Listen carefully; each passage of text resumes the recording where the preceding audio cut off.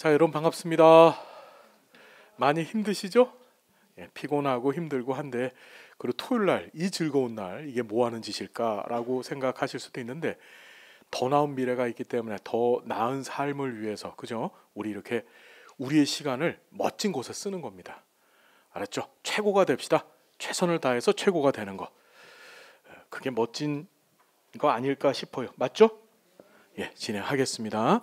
자, 보면 이 개념 변수 상수, 되게 재밌어요. 사람 이름 같지 않아요? 변수, 상수. 그렇죠. 자, 이것들을 좀 정리를 하셔야 되는데, 이 사회복지조사론에서는 이 개념이란 용어를 뒷다 중시하게 여깁니다. 개념이 뭐냐? 이 개념을 다른 말로 구성체라고도 해요. 구성체. 뭔 체? 구성체. 뒤에 가시게 되면 타당도 측정 방법 중에 구성 타당도라는 게 있습니다. 들어보셨나요 혹시? 구성 타당도, 그걸 다른 말로 구성체 타당도, 또 다른 말로 개념 타당도라고도 해요. 이해가 되세요? 어떤 얘기인지? 구성체라고도 하는데, 그럼 구성체라는 건 무슨 소리냐면, 이 개념이라는 건 실제 뭔가가 있는 건 같아요. 있는 거는 같아요. 근데 그걸 딱 잘라서 뭐라고 얘기하기가 참 뭐예요. 왜 그러냐면, 봤더니 어떤 대상의 속성, 현상에 대해서 여기 보시면 추상적인 거예요. 핵심이 뭐라고요? 추상적인 거. 어떤 실체가 명확하게 눈에 보이는 게 아니에요. 사람 눈에. 우리 여기 책상 있으면 책상은 눈에 탁 보이죠? 이건 개념이 아니에요. 이건 구성체가 아니에요. 이해됐죠? 뭔가가 있기는 있는 것 같은데 되게 추상적이야. 즉 명확한 실체로 그려낼 수가 없어요. 자, 그래서 거기에 대한 개인이 갖고 있는 이미지나 인식이나 기호나 상징 같은 것들이야. 되게 중요한 게, 이건 사람마다 그 개념에 대한 이미지, 인식, 기호, 상징이 다 틀려요. 지금 뭘 얘기할 거냐면, 우리가 지금 여기서 개념 변수 상수로 공부하는 건 설문지를 만드는 방법을 공부하려고 이걸 공부하는 거거든요. 그럼 설문지는 사람마다 주어지잖아요. 그럼 주어지면 이 사람들이 어떻게 돼? 받아서 각각 그 개념에 대해서 응답해 주는 게 다 틀려요. 설문지에 대해서. 그죠? 그건 뭐가 틀리기 때문에? 개념이 틀리기 때문에 그래요. 자, 여기 보면 사회과학에서 사용하는 개념들은 다의적, 사회적 현상들을 뭐한 것이라고? 제일 중요한 단어가 추상한 것이다. 제일 많이 쓰는 거. 당신의 성은 뭡니까? 성에 대한 개념. 머릿속에 뭐가 떠오르고 있죠. 그죠?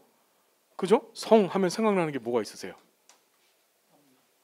그렇죠. 남녀. 그럼 남자는 뭐고 여자는 뭐예요? 남자. 예를 들어서 세상에 남자가 나 하나밖에 없어요. 그때는 이건 추상적이지 않죠. 그냥 나 하나라고 하는 존재, 이렇게 생긴 게 남자야인데, 남자면 머릿속에 떠오르는 여러 가지 이미지들이 있잖아요. 막 우락부락한 거, 밖에서 일하는 거, 집에서 빨래나 하고 뭐 그렇죠. 그렇죠. 요새는 뭐 그런 일 해야 됩니다, 남자분들. 그죠? 또는 매 맞는, 그건 아닌가? 그런 것들이 있을 거예요. 그러니까 사람마다 성 하면 떠오르는 여러 가지 추상적인 이미지, 생각들이 있을 거예요. 그 다음에 빈곤. 여러분, 빈곤 하면 떠오르는 거. 가난함. 그것도 개념이에요, 아직까지. 가난함이 뭔데?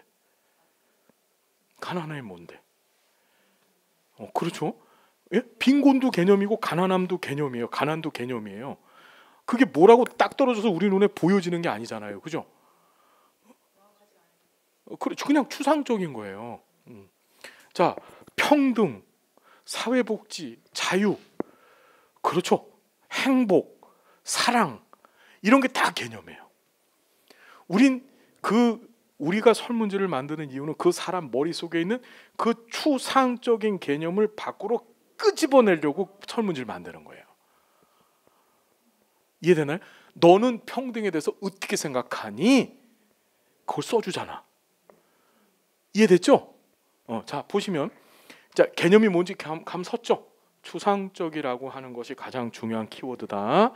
여기 보면 다른 말로 구성체라고도 하더라. 자, 핵심은 변수하고 상수입니다. 아까 전에 변수 상수 뭔지 얘기했었습니다. 시험에 나왔던 것이 여기 좀 볼게요. 변수는 조작적 정의 산물이다. 항상 변수하면 뭐가 머릿속에 뭘 예로 갖고 가냐면 자, 성별이 뭡니까? 물었잖아요. 그죠? 이게 변수예요, 변수. 그럼 걸리적거리는 게 벌써 조작적 정의가 뭔지를 모르겠어요. 조작적 정의. 자, 조작적 정의가 뭔지를 잠깐 설명드릴게요. 여기 좀 봅시다. 우리는 아까 전에 개념 얘기했죠? 이 개념을 측정 가능하게 하고 싶어요. 측정 가능하다는 얘기는 무슨 소리냐면 바깥으로 이 머릿속에 있는 개념을 밖으로 끄집어내는 거야. 끄집어내서 눈으로 볼 수 있게, 특히 수량화시킬 수 있게. 측정이라고 하는 얘기는 수량화시킨다는 얘기고, 다시 얘기한다면 무슨 연구가들이 쓰는 용어예요? 양적이야, 질적이야? 양적 연구에서만 쓰는 거야. 그게 시험에 나왔어. 그렇게. 측정이라고 하는 것은 양적 연구에서 주로 사용하는 개념, 양적 연구에서 사용하는 용어예요. 이해됐나요? 그럼 이 측정이라는 게 뭐 대단한 것 같으냐? 그게 아니고 설문지 있잖아요. 그 설문지를 우리는 뭐라고 하냐면 측정 도구 또는 척도라고 하는 거야. 다시 얘기하면 측정 가능하게 했다, 측정했다는 얘기는 설문지에다 응답을 우리가 해줬잖아요. 응답자가. 그게 측정된 거야. 그게. 이해됐나요? 무슨 얘기인지 잘 봐요. 그러면 그 측정을 어떤 식으로 진행하냐? 첫 번째, 머릿속에 개념이 있으면 여기 좀 봐요. 되게 중요해요. 개념적 정의라는 걸 시행을 해요. 개념적 정의. 개념적 정의. 따라서 개념적 정의.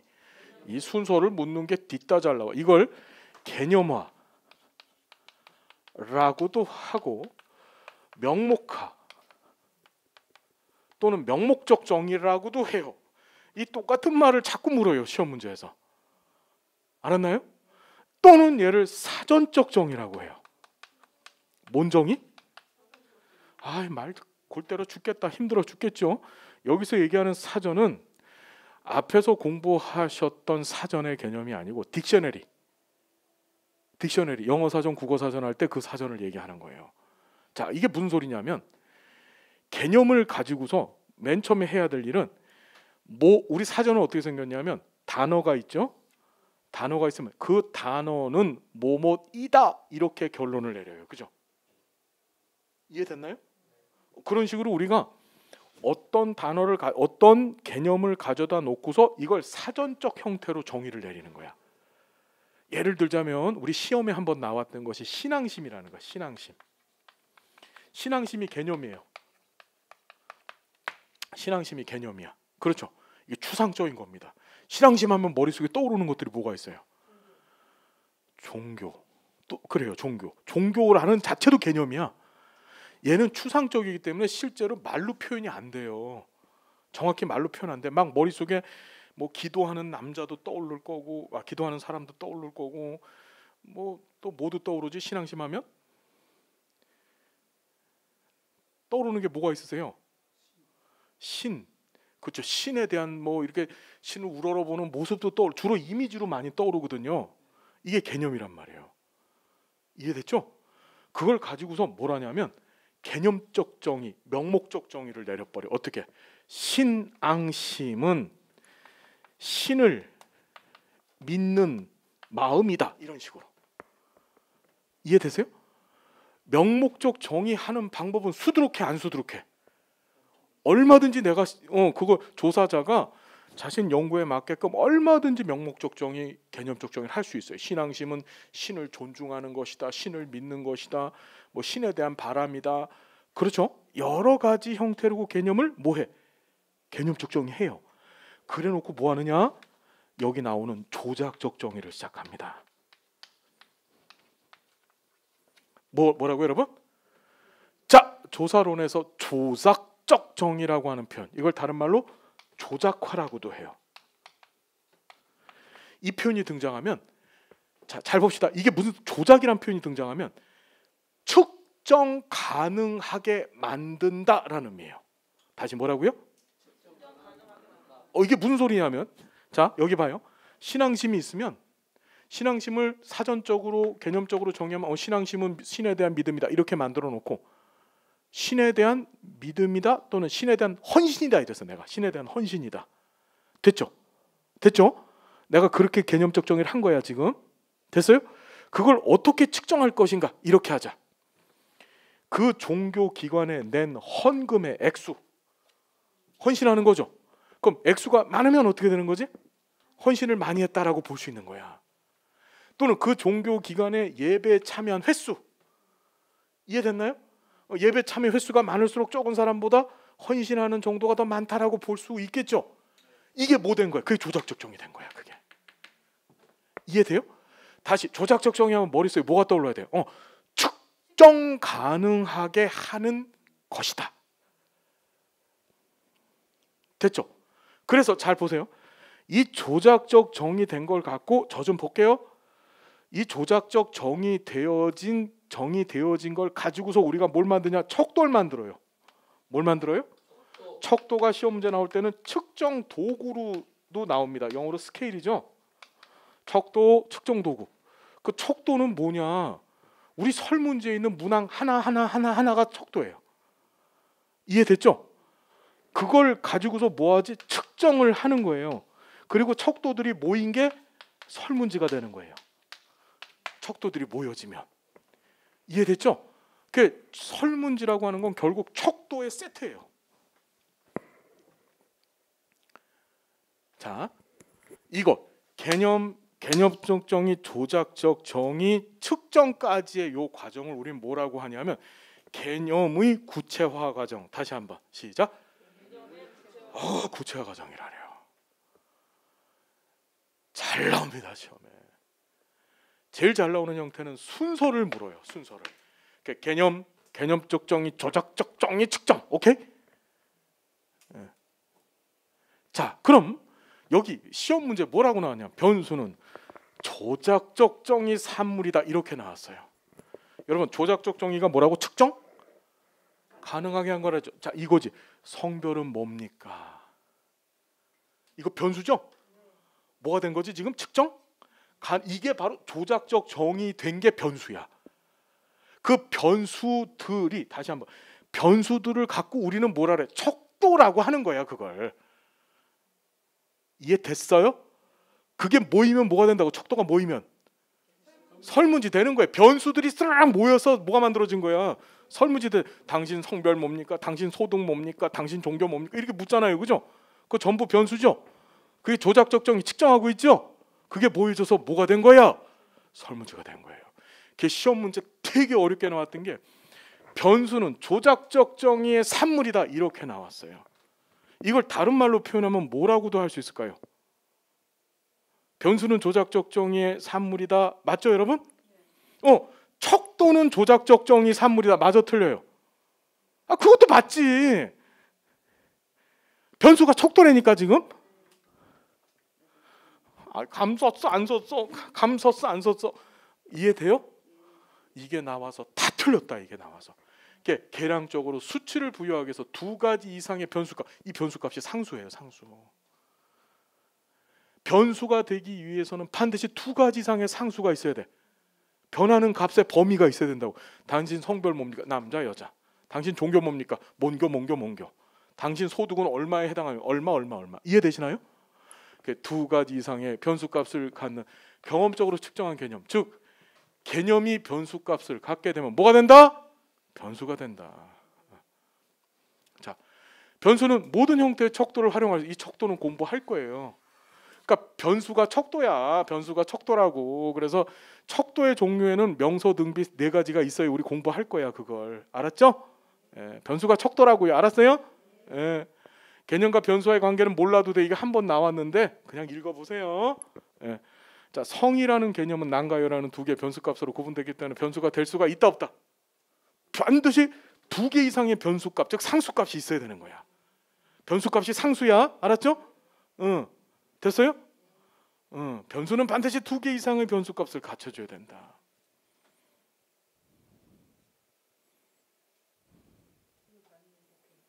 오케이 바리? 자, 시험 문제 봅시다. 변수는 최소한 둘 이상의 변수 값으로 구성된 별량이 있어야 된다. 맞아요, 틀려요? 맞다. 두 개 이상. 모든 변수는 이거 시험에 한번 나왔는데 이건 그냥 읽어보고 가셔. 아주 더러운 문제. 죄송합니다. 더러운 문제예요. 예. 우리 해설집하고 우리 여러분 우리 기출 문제집 해설집 여러분 아직 못 받으셨죠? 이제 다다음 주에 나올 건데 대한민국에서 이 책보다 해설이 잘 돼 있는 책 있으면은 갖고 오라고 하십시오. 제가 장담코 말씀드리는데 독학용으로 만들어졌습니다. 지문 하나하나마다 다 해설을 해놨어요. 그거 갖고 공부하시면 됩니다. 자, 보시고 변수는 조작적 정의의 결과물이다. 맞아요, 틀려요? 변수 됐죠? 척도도 조작적 정의의 결과물이요? 맞아요. 이해됐죠? 무슨 얘기인지?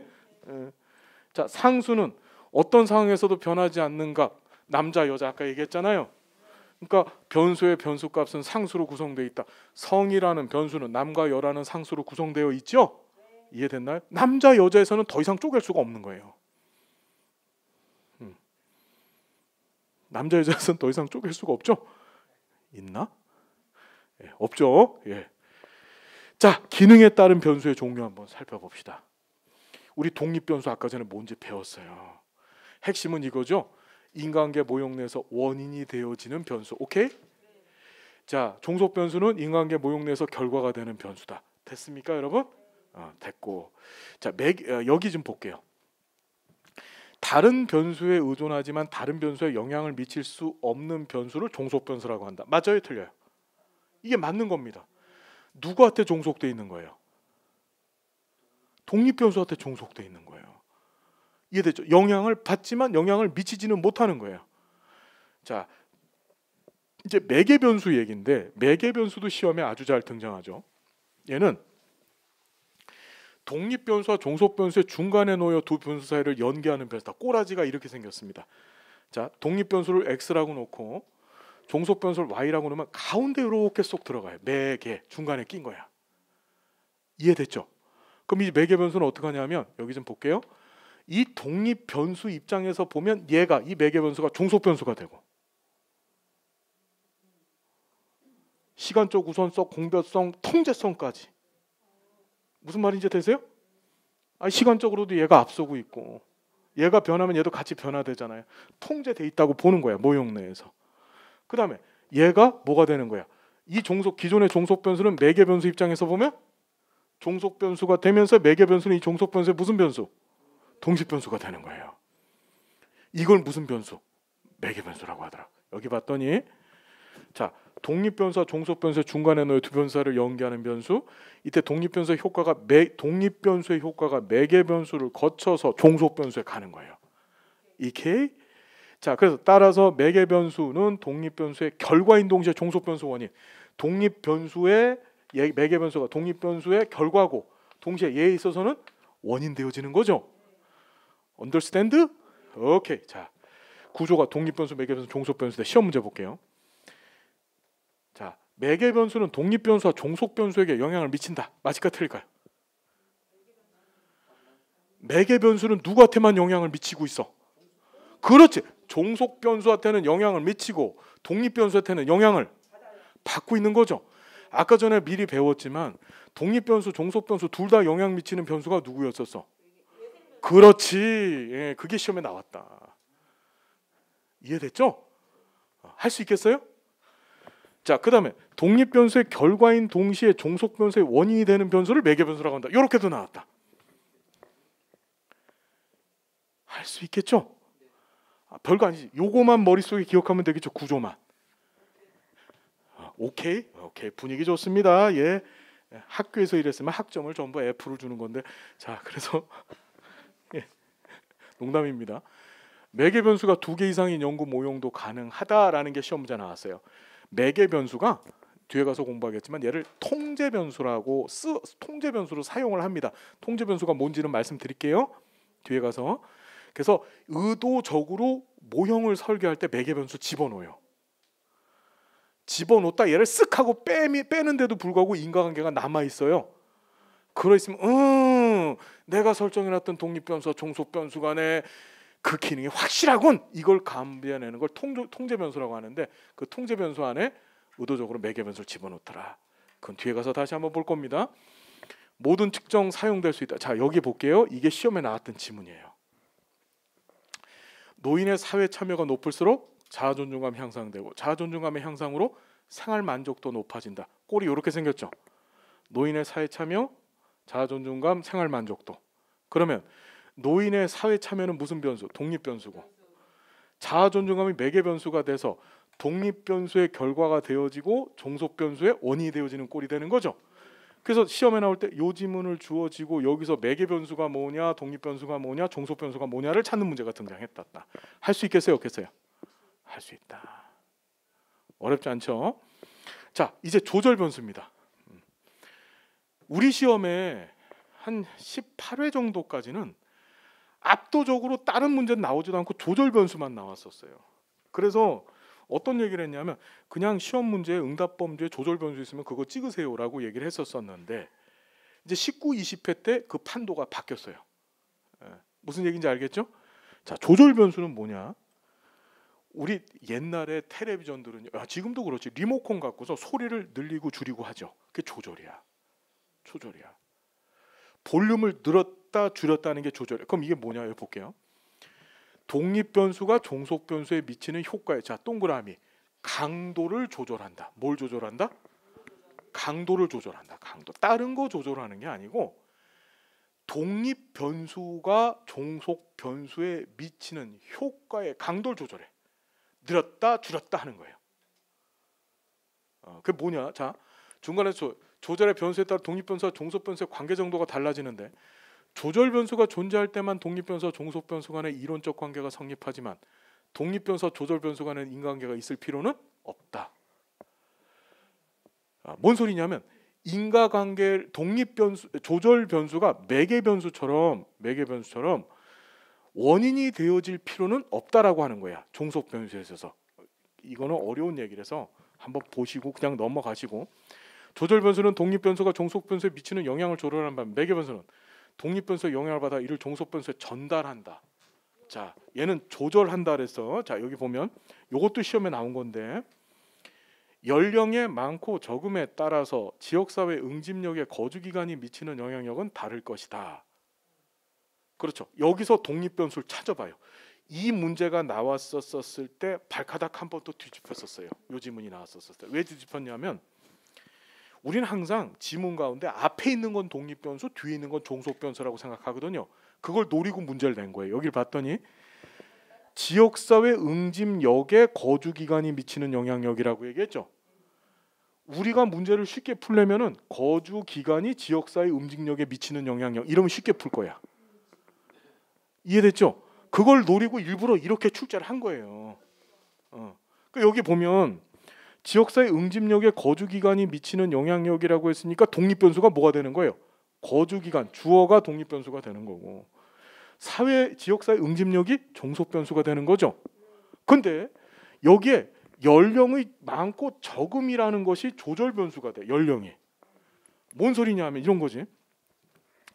연령이 많아지면 거주기간은 저절로 늘어날 가능성이 많아지고 거주기간이 많이 늘어나면 지역사회 응집력도 같이 늘어날 가능성, 즉 정적 관계를 형성할 가능성이 세지는 거야. 근데 연령이 적어. 그럼 거주기간은 당연히 짧아지고 그러면 지역사회 응집력도 따라서 줄어들겠죠. 다시 얘기한다면 이 연령을 늘렸느냐 줄였느냐에 따라서 거주기간과 이 응집력 사이의 관계가 왔다리 갔다리 하죠. 무슨 얘기인지 이해되세요? 다시 얘기하면 지역사회 응집력이 떨어질 때도 있고 높아질 때도 있고 난리가 일어난다고. 누구 때문에? 이 조절 변수 때문에. 이해됐나요? 무슨 얘기인지? 이해됐죠? 다시 얘기하면 조절 변수는 위에서 얘기합니다. 독립 변수가 종속 변수에 미치는 효과의 강도를 늘었다 줄였다를 얘가 왔다리 갔다리 해주는 거야. 그걸 무슨 변수? 조절 변수라고 하더라. 감 잡으셨어요? 정확해야 돼. 지금 느낌이 와야 돼. 그래서 시험 문제에 이 따라서 뭐뭐에 따라 또는 뭐뭐에 의해라고 하는 표현이 등장하면 그게 조절 변수다. 알겠죠? 교사의 학생 지지도에 따라서 학생의 수업 참여도가 학생 성적에 미치는 영향, 이렇게 했어요. 그러니까 교사가 학생을 지지해 주잖아요. 여기 봅시다. 이 문제 봐요. 이게 조절 변수 문제인데 여기도 따라자 들어갔죠? 따라자가 들어가야 돼. 조절 변수 하려면은 따라자 또는 뭐뭐에 의해서 자가 들어가 줘야 돼요. 오늘 다 가르쳐 준다 정말. 그죠? 예. 그래서 보면 복지 정책의 빈곤 감소 효과가 달라진다면 경제 여건은 조절 변수다. 잘 봐요. 여기서 독립 변수 뭐예요? 응? 뭔 소리요? 예, 독립 변수가 뭐예요? 여기서 경제 여건이 복지 정책의 빈곤 감소 효과가 달라지는 거죠. 그럼 경제 여건은 조절 변수다 그랬어. 그럼 독립 변수가 복지 정책이고 빈곤 감소 또는 빈곤 정도가 바로 뭐예요? 종속 변수가 되는 거죠. 근데 경제 여건에 따라서 자 이런 거지. 이렇게 해봅시다. 복지 정책이 있고 경제 여건이 있어요. 경제 여건이 아니라 빈곤이 있어요. 빈곤 감소가 있고 그다음에 경제 여건이 있으면 경제 여건이 얘네들을 조절하는 거야. 경제 여건이 좋아져요. 그 나라에 돈이 많은 거야. 그럼 복지 정책에 돈을 많이 쓰겠죠. 그럼 빈곤 감소가 잘 되겠죠. 근데 경제 여건이 엉망이야. 나라에 돈이 없어. 그럼 복지 정책에 돈 못 쓰겠죠. 그게 어떻게 빈곤 감소율을 떨어뜨리겠죠. 이해되시나요? 줄였다 줄였다를 얘가 하고 앉아 있죠. 이게 무슨 변수? 조절 변수. 시험에 다시 한번 얘기합니다. 뭐뭐 따라자가 등장하면 뭐라고요? 조절 변수. 그리고 절대 헷갈리지 말아야 될 게 시험 문제에 이런 식으로 자꾸 내더라. 독립 변수, 종속 변수를 헷갈리게 만들려고 말장난을 해. 주어로 이게 주격 조사가 붙어 있는 것들이 독립 변수다. 알았죠? 예. 뭐뭐가, 뭐뭐니, 뭐뭐는 이런 말이 붙어 있는 것들이 독립 변수에 해당되어지더라. 알겠죠? 됐어요, 안 됐어요. 예, 우리 수업 바깥에서 시험 문제 안 나온다 그랬습니다. 예. 자, 됐죠? 조절 변수 압도적으로 시험 문제 나온. 여기 보시면 조절 변수는 독립 변수에게 영향을 미친다. 맞을까 틀릴까? 조절 변수 어디에 영향을 미치고 있지? 그렇죠. 종속 변수를 왔다리 갔다리 하게 만들죠. 자, 독립 변수 앞에서 여기 보면 선행 변수도 시험에 한 두세 번 나왔어요. 선행 변수는 앞에 있다는 소리야. 앞에. 어디 앞에? 독립 변수 앞에. 여기 봤더니 시간적으로, 자 밑줄 긋읍시다. 뭔 쪽으로? 시간적으로 독립 변수에 앞서면서 독립 변수의 효과를 발생하는 것이다. 선행 변수를 통제해도 독립 변수와 종속 변수 간의 인과관계는 그대로 유지되지만 독립 변수를 통제하면 선행 변수가 독립 변수 역할을 못 한다는 거예요. 이거 봐요. 이거 봅시다. 자, 선행 변수 꼴이 어떻게 여기 붙어 있어요. 지금 독립 변수 앞에 붙어 있는 거야. 그런데 얘를 없애도 둘 사이 인과관계는 있어. 근데 얘를 없앤다고 얘가 앞에 있어서 얘의 독립 변수가 되지는 못한다는 얘기예요. 이해됐죠? 자, 보면 자폐아동에게 정서 지원 프로그램 제공의 효과를 조사하고자 할 때 평소 아동의 가정 내에서 정서적 지지도가 매우 컸어. 이해됐죠? 그때 가족 내에서의 정서적 지지가 선행 변수, 정서 지원 프로그램의 독립 변수, 그리고 프로그램 효과가 종속 변수가 된다. 무슨 얘기인지 여러분 이해가 되세요? 얘가 얘한테는 원인이 되어질 수 있죠. 이해됐나요? 근데 이 종속 변수한테는 원인이 되어지지 못하잖아요. 그죠? 종속 변수한테는 정확히 얘기하면 얘는 뭐야? 외생 변수 짓 하고 있는 거야. 이해됐나요? 모형 바깥에서 일어난 일이잖아요. 그죠? 자, 마지막으로 외생 변수. 아까 얘기했다. 외생 변수. 외생 변수는 뭐라고?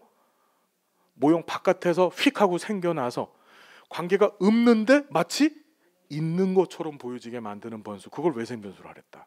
여기를 봤더니 개입 시 실제로는 인과관계가 없는 독립 변수와 종속 변수를 표면적으로 마치 인과관계가 있는 것처럼 보여지게 만드는 변수. 따랐을 때 외생 변수를 통제할 경우 그전에 인과관계는 휘릭 사라진다. 그때 마치 독립 변수처럼 보여지고 종속 변수처럼 보여졌던 걔네들 사이의 관계를 우리가 뭐라고 했더라? 가식적 관계, 다른 말로 허위적 관계라고 했더라. 외생 변수는 가식적 관계 또는 허위적 관계를 발생시키는 거예요. 알겠나요? 자, 여기 봤더니 외생 변수가 개입할 경우 독립 변수와 종속 변수 간의 관계를 가식적 관계 또는 허위적 관계, 또 다른 말로 의사 관계. 의사가 여기 닥터 의사 얘기하는 게 아니고 뻥이라 있는 뜻이에요. 예. 자, 따라서 외생 변수는 독립 변수와 종속 변수 모두에 영향을 미친다. 이게 시험에 나왔다. 제3의 변수다. 됐죠? 여기 보시면 시험 문제 봅시다. 독립 변수 앞에서 독립 변수에 영향을 미치는 변수를 선행 변수라고 한다. 맞아요, 틀려요? 맞죠? 미치가 독립 변수 앞에 있죠. 그렇죠?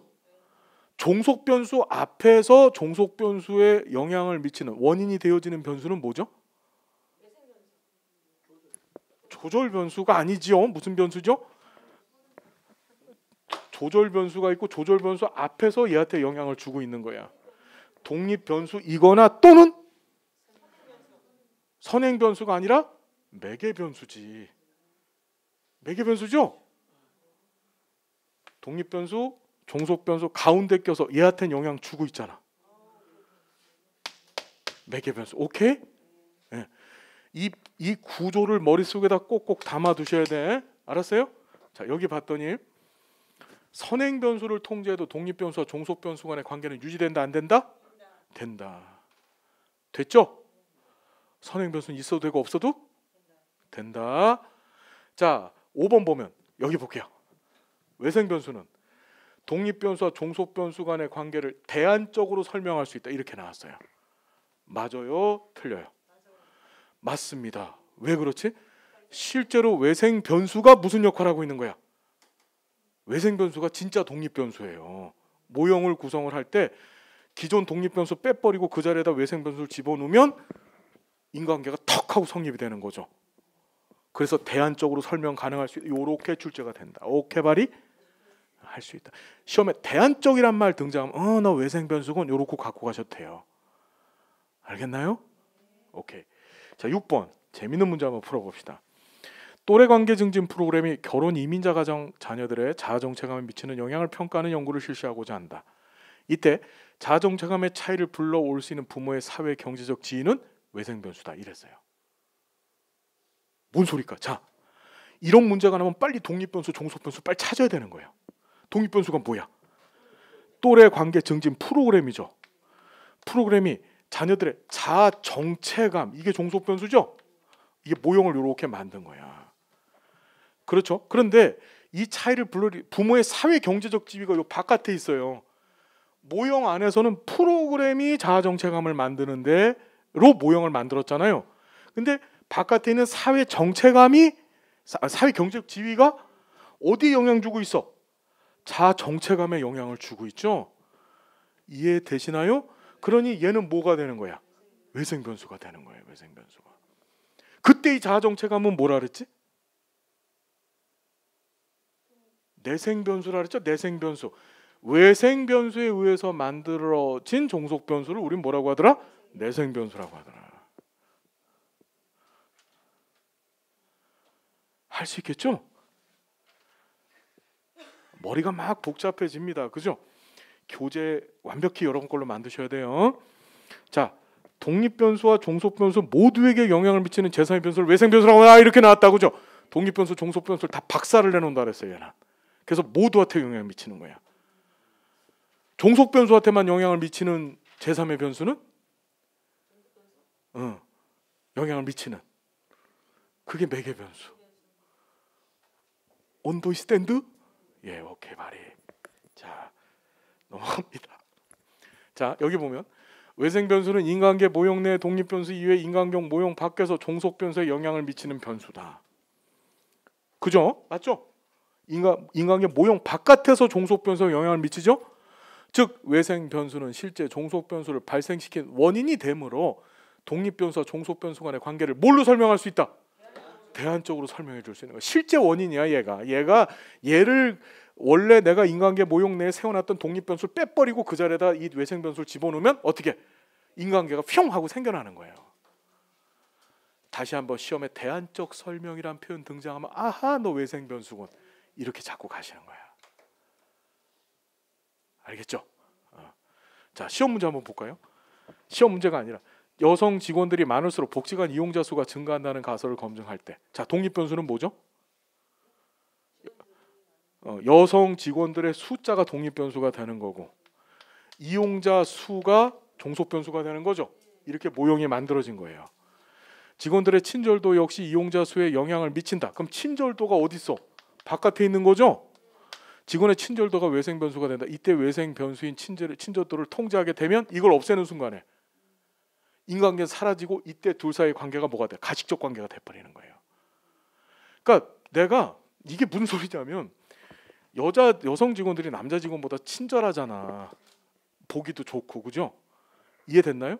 그러니까 어떤 이 바보 같은 사장님이 야 여성 직원들 숫자만 잔뜩 늘려놓으면 우리 복지관 이용자 숫자가 많아질 거야라고 가설을 세워놓고서 해봤더니만 오 친절도가 확 높아.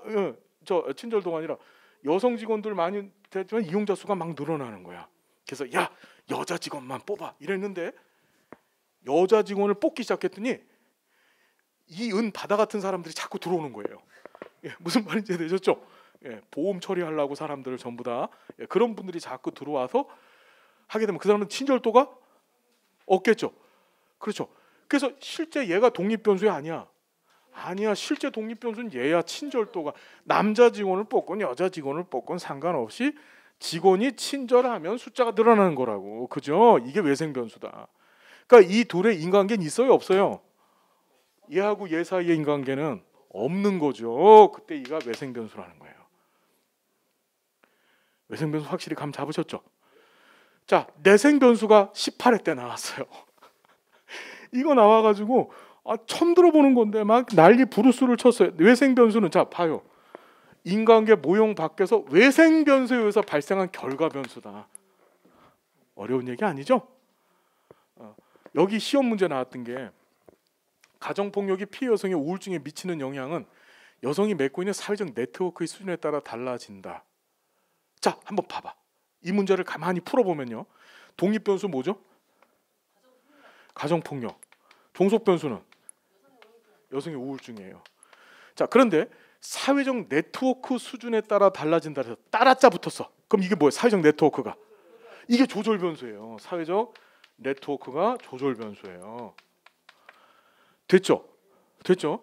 그러면 이때 내생 변수는 우울증이다. 자, 지금 이렇게 모형이 만들어진 거야. 모형이 만들어졌는데 자, 이 문제를 잘 보셔야 되는데 여성의 우울증을 발생시키는 원인이 가정폭력만 있는 게 아니죠. 별게 다 있어. 무슨 실직도 있을 거고 아이들 공부 안 하는 것 때문에도 우울증이 발생할 수 있는 거야. 그런 외생 변수들이 항상 있다고. 그것에 의해서 발생한 우울증은 뭐가 되는 거예요? 그건 내생 변수가 되는 거예요. 그때는. 여기 가정폭력이라고 하는 모형과 관련되어서 발생한 여성의 우울증은 종속 변수가 되는 거고. 근데 바깥에서 발생한 다른 요인들에 의해서 발생한 여성의 우울증은 뭐가 되는 거예요? 이거는 내생 변수가 되는 거예요. 결과 외생 변수에 의해서 발생되어진 종속 변수를 우리가 결과 변수를 내생 변수라고 하더라. 시험 문제 이렇게 나왔었어요. 여기 보면 18회 때나 가정폭력이 피해 여성의 우울증에 미치는 영향은 여성이 맺고 있는 사회적 네트워크 수준에 따라 달라진다는 연구 결과가 발표되었다. 이 연구에서 내생 변수는 우울증이다. 그죠? 우울증은 내생 변수이면서 또 모형 내에서 본다면 뭐죠? 종속 변수죠. 이해되셨죠? 어렵지 않다. 알겠습니까? 외생 변수를 100% 통제할 수 있을까 없을까? 그런 게 어딨어. 외생 변수를 100% 통제한다는 얘기는 이 원인이 이 결과를 100% 만든다는 건데 그런 건 있다 없다? 없다. 우리 보통 확률적으로 50%, 60%, 70%, 80% 용어를 쓰죠. 80%면 어마어마한 확률이에요. 어마어마한 확률. 정리되셨습니까, 여러분? 내생 변수까지 먼저 알았어요. 이제 억압 변수입니다. 억압 변수. 억압 변수는 외생 변수의 반대예요. 다시 뭐라고요? 잘 봐요. 여기 볼게요. 외생 변수는 자 여기 보면 독립 변수하고 종속 변수 관계가 원래는 없어. 외생 변수는 없는데 바깥에서 들어온 얘가 관계가 있는 것처럼 보여지게 만들었죠. 근데 억압 변수는 거꾸로야. 실제 관계가 있어. 있는데 바깥에서 뭔가 들어온 게 둘 사이 관계가 없는 것처럼 보여지게 만들어요. 외생 변수의 반대야.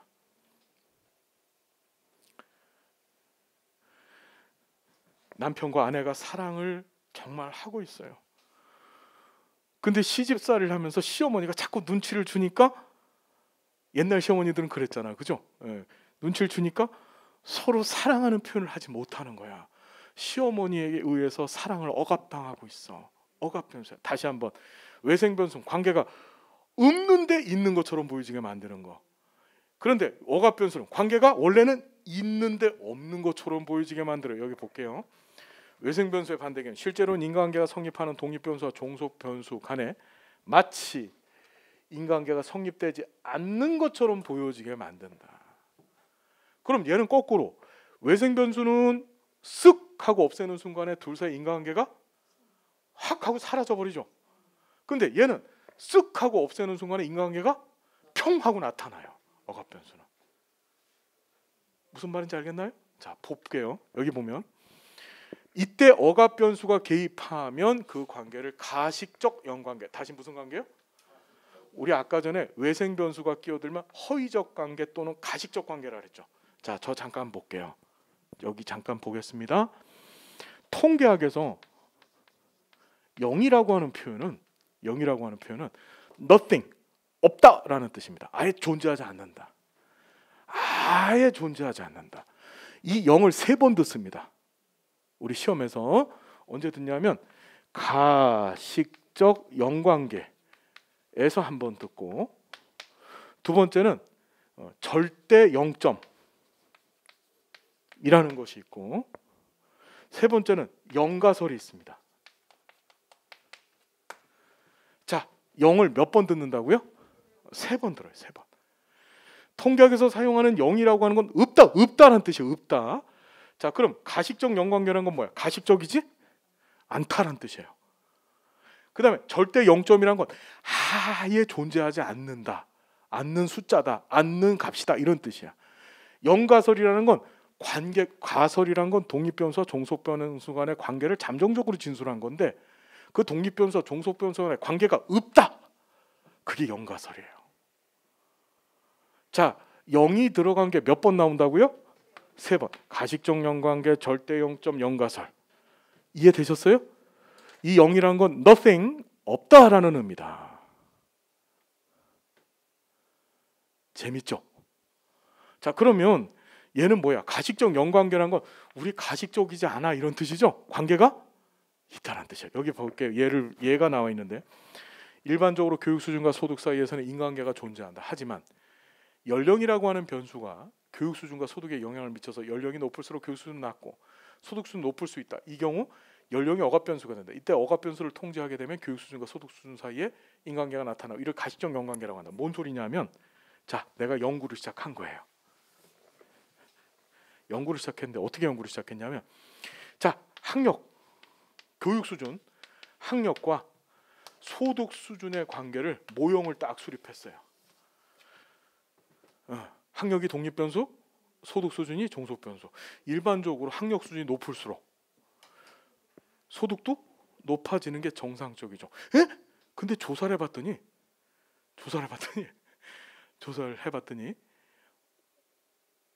학력 수준이 높음에도 불구하고 소득 수준이 낮은 게 많고, 오히려 학력 수준이 낮을수록 소득 수준이 높더라고요. 그때 뭔 실수를 했냐면, 얘가, 자, 나이, 연구하고자 하는 대상을 성인 남성 20대를 대상으로 연구를 시행을 한 거예요. 20대를 대상으로. 그랬더니 어떤 일이 벌어졌냐 하면, 20대 때 석사, 박사, 대학원 다니는 애들이 있고, 그 다음에 아예 중졸, 고졸 해갖고 그때부터 열심히 현장에서 일한 애들이 있어. 누가 돈 많이 벌을까요? 현장에서 일하는 애들이 더 많이 벌죠.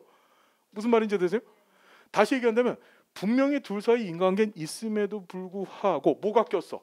연령을 제대로 통제하지 못한 바람에 마치 인간관계가 없는 것처럼 확 나타나는 거예요. 이걸 만일 40대로 연구를 했다, 그럼 확실하게 학력과 소득 수준 사이에 인간관계가 나타나겠죠. 이때 이 연령이라고 하는 게 뭔 변수? 억압 변수가 되는 거고, 이 연령만 이렇게 40대로 통제를 딱 하는 순간에 둘 사이 인간관계는 확 나타나고, 이때 둘 사이 관계가 뭐야? 가식적 연관계가 되는. 가식적이지 않다. 우린 가식적이지 않아. 근데 연령을 니네가 20대로 잘못 설정하는 바람에 욕거라지가 된 거야. 40대로 다시 한번 해봐. 그럼 다시 인간관계 나타나지. 그게 무슨 변수? 억압 변수다. 여러분, 외생 변수의 반대가 억압 변수예요. 자, 이 외생 변수와 억압 변수를 뒤에 가셔서 내적 타당도 저해 요인으로 공부를 하게 됩니다. 다시, 뭔 저해 요인? 내적 타당도 저해 요인은 무슨 변수? 외생 변수와 억압 변수. 얘네들이 둘 다 인간관계를 망가뜨려 놓고 앉아 있는 거예요. 이해가 되셨죠? 한 놈은 관계가 없는데 있는 것처럼 보여지게 만들고, 한 놈은 관계가 있는데 없는 것처럼 보여지게 만들고 있는 거예요. 됐죠? 자, 둘을 다 뭐라고 한다? 내적 타당도 저해 요인이라고 한다. 그 내적 타당도 저해 요인이 시험에 안 나오는 해는 단 한 해도 없었다. 요번에도 나왔다. 알았죠? 알았죠요? 몰랐죠요? 예. 자, 그 다음에 통제 변수를 봅니다. 통제 변수도 가끔 시험 문제 출제가 되는데, 자 볼게요. 통제 변수 따라해보세요. 통제 변수. 이게 뭐냐면, 조사자가 독립 변수와 종속 변수 간의 가식적 관계를 밝혀. 자, 핵심은 이거예요. 독립 변수하고 종속 변수의 명확한 인과관계를 알아보고 싶어요, 내가. 그래서 여기 봤더니 의도적으로 도입을 해. 다시 뭐라고요? 의도적으로 도입한 거야. 그래서 보통 독립 변수와 종속 변수에 직간접적으로 영향을 미칠 수 있는 매개 조절 외생 변수의 재산 변수가 조사 설계 단계에서 의도적으로 도입됐다가 통제가 되어지면 그게 바로 통제 변수라고 하는 거예요. 대표적으로, 자, 저 좀 잠깐 보시면, 통제 변수는 대표적으로 우리가 외생 변수를 통제 변수로 끌어다 써요. 여기 한번 볼까요? 연구자가 사회복지사 이직 원인을 알아보고 싶은 거예요. 왜 사회복지사들이 자꾸 이직할까? 그 이직의 원인은 급여 수준, 업무 만족도, 직장의 분위기 다양하죠. 그때 연구자가 급여 수준과 이직과의 관계를 파악하려고 하는 거예요. 자, 급여 수준이 독립 변수, 이직이 종속 변수, 이렇게 모형을 만든 거예요. 됐죠? 다른 요인들을 업무 만족도와 직장의 분위기를 통제 변수로 일부러 도입하는 거야. 다시 얘기한다면 얘네들이 무슨 변수가 되는 거예요? 모형 바깥에 있는 것들이니까 외생 변수들이죠. 얘네들 의도적으로 휙 하고 데리고 들어왔어. 데리고 들어왔다가 얘네들 쓱 빼버리는 거야. 빼버림에도 불구하고 둘 사이 관계가 있으면 확률적으로 관계가 존재하면, 급여가 영향을 주는 건데, 빼버리는 순간에 이게 휙 하고 사라져버려, 관계가. 그럼 뭐야? 둘 사이의 관계가 인간관계가 없다라고 우리가 추정해 볼 수 있는 거죠. 그것처럼 통제 변수는 의도적으로 끌고 들어오는 거예요. 인간관계를 명확히 밝히기 위해서. 이해가 됐어요? 자, 그래서 보면 이때 업무 만족도와 직장의 분위기란 도입된 통제 변수가 종속 변수인 이직에 유의미한 영향을 줌에도 불구하고, 역시 연구자가 정한 독립 변수인 급여 수준이 여전히 유의미하게 영향을 주면 그 독립 변수의 종속 변수의 영향력은 큰 것이며, 반대로 유의미하진 영향을 그 독립 변수 종속 변수에 미치는 영향력이 약한 것으로 추정해 볼 수 있다. 이해되십니까? 어떤 얘기인지? 확률적으로. 이해됐죠? 아까 전에 치료 레크레이션 얘기했었잖아. 치료 레크레이션을 제거하면 할머니의 우울증이 좋아질 거라고 모형을 딱 세웠는데 할아버지를 만난 거야. 그러면 의도적으로 할아버지를 만나게 하는 거야. 통제 변수를 하려면. 그렇죠. 할아버지를 만나게 했다가 강제로 할아버지의 사이를 끊어놓는 거야. 예. 마치 로미오와 줄리엣처럼 끊어버려. 그럼에도 불구하고 이 할머니의 우울증이 치료가 되고 있어. 그럼 어떻게 돼? 치료 레크레이션 효과가 있다라고 추정해 볼 수 있는 거죠. 이해됐어요? 그게 바로 그때 도입되어진 요 외생 변수를 다른 말로 뭐라고 한다? 우리가 통제 변수라고 하는 거예요. 그걸. 이해됐죠? 어떤 얘기인지? 그리고 로미오 줄리엣 생각하세요. 걱정스러운 건 로미오와 줄리엣만 생각나는 거야. 예, 그러면 안 돼. 자, 통제 변수 뭔지 감소점. 자, 여기 볼게요. 경제 수준이 비슷한 국가를 대상으로 복지 정책의 빈곤 감소 효과를 조사할 경우 경제 수준은 통제 변수다. 여러분 이해가 돼요? 봐봐요. 독립 변수가 뭐죠 여기서? 이 국가를 대상으로 복지 정책의 빈곤 감소니까 복지 정책이 독립 변수고 빈곤 감소 효과가 이게 종속 변수가 되는 거죠. 이렇게 모형을 설정을 한 거예요. 근데 비슷한이란 표현을 썼어요. 비슷한. 그럼 경제 수준을 뭐 하겠다는 거지? 막는 거야. 이해가 되세요? 뭐뭇에 따라서 등장하면 자, 통제 변수는 종속 변수와 관련성이 없어야 된다. 맞아요, 틀려요? 통제 변수는 종속 변수에 영향을 주고 있어야 되죠. 할머니한테 할머니 우울증에 영향을 주고 있어야 돼요. 의도적으로 도입되어진 통제 변수가. 얘는 무슨 얘기냐면 경제 수준을 깔고 들어왔다가 경제 수준을 끌고 들어왔다가 이걸 막는 거예요. 못 들어오게. 그랬음에도 불구하고 둘 사이의 관계가 남아 있으면 통제 변수가 되는 거야. 이해되셨어요? 어떤 얘기인지? 이해되셨죠? 그래서 비슷한이라는 표현을 쓴 거예요. 경제 수준 갖고 들어왔다가 그걸 똑같이 만들어 버리는 거야. 그렇죠? 자, 그래서 같거나 또는 비슷하거나 이런 표현 등장하면 통제 변수다. 알겠습니까? 자, 넘어가고요. 자, 속성에 따른 분류가 17회 때 한번 나왔습니다. 질적 변수, 양적 변수가 있는데 한번 보세요. 이거는 변수값을 숫자로 표현할 수 없는 변수가 질적 변수. 숫자로 표현이 안 돼요.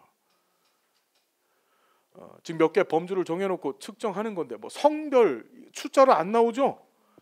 이거 남자 이거 어떻게 표현을 해? 그래서 자, 이 질적 변수 같은 경우에는 우리가 측정을 할 때 설문지를 만들 때 1번 남자, 2번 여자 이랬어요. 여기 좀 잘 봐요. 이게 양적하고 질적하고 어떻게 구분이 되어지는 거냐면 질적은 서로 다르다는 것만 이 숫자가 나중에 코딩을 해요. 자료 분석할 때 이걸 SPS나 SAS 같은 프로그램에다 하나씩 숫자를 집어넣거든요. 남자 여자를 집어넣는 게 아니라 숫자를 입력한다. 그걸 코딩이라 그래요. 코딩을 할 때 이 숫자가 의미하는 것이 남자가 더 크다, 여자가 작다 이런 의미가 아니죠. 그냥 남자 여자 구분만 하는 거야. 지금 종교, 인종 이런 것들이 다 그런 의미예요. 그 숫자들이. 그걸 질적 변수라고 하는 거예요.